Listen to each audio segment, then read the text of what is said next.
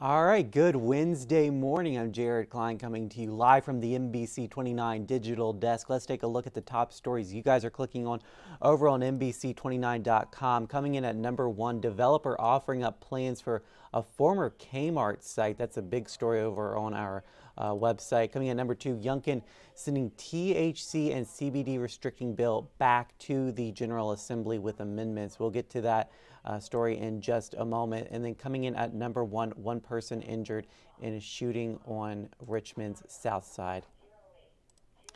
All right, let's see if I can pull this up here.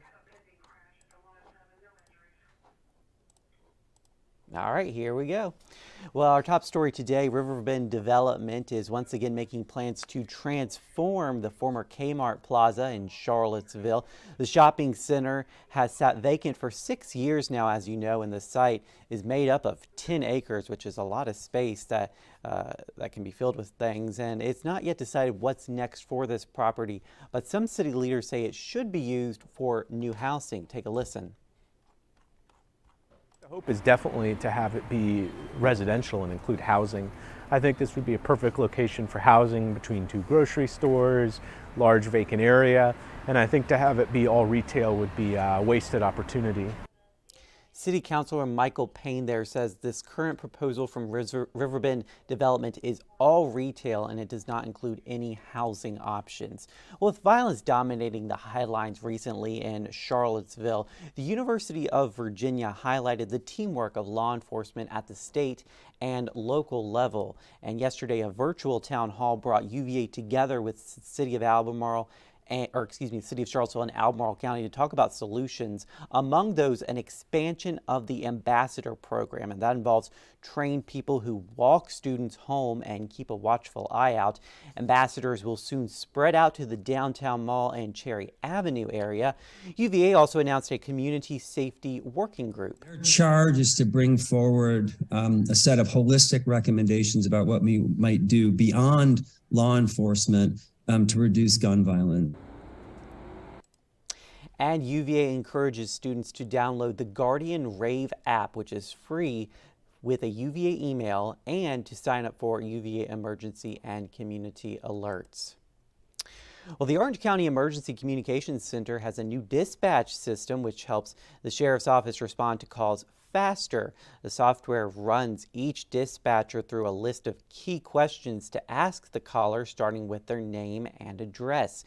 And we're told this new system allows dispatchers with little experience to take calls quickly. If a dispatcher is 6 months into the job or have 22 years of service, the caller's going to get the same level of service that they would regardless of who answers that phone. Any information gathered is automatically turned into a report and sent directly to the Sheriff's Office. Well, Governor Glenn Youngkin has signed more than 700 bills into law from this past General Assembly session, and he sent nearly 80 back with amendments, one of those being a law that impacts hemp dispensaries in the Commonwealth. Now, a spokesperson for Youngkin says this will help prevent children from being sent to the hospital from accidentally ingesting THC, but some say this will just push people back to using black market products. That's where the packaging really looks kid enticing. It has popular brands that you would see on the shelves. All of our packaging is very medicinal. It's in child-safe containers, and it's not appealing in any way, shape, or form to children. The bill still limits the amount of THC and CBD, but part of Youngkin's amendment gives a special exemption for CBD therapeutic products. Well, as we all know, spring break is coming up for area kids, and Kids Lift is a Charlottesville nonprofit making sure that kids have equal opportunities, and part of that is ensuring they have enough to eat over spring break. They don't go hungry. Lauren Otto, a family support worker with Albemarle County Department of Social Services, says this table full of food donations will help serve families in need. Kids Lift has donated around 900 food items to help students eat over break. And if you still need help, you are urged to reach out. Well, this is a cool story right here. Students in Albemarle County are building solutions to environmental problems from the ground up. The Community Lab School has a new solar kiln to help preserve more wood in the area. What it does is it dries wood from trees more quickly so it can be used for woodwork and design class projects.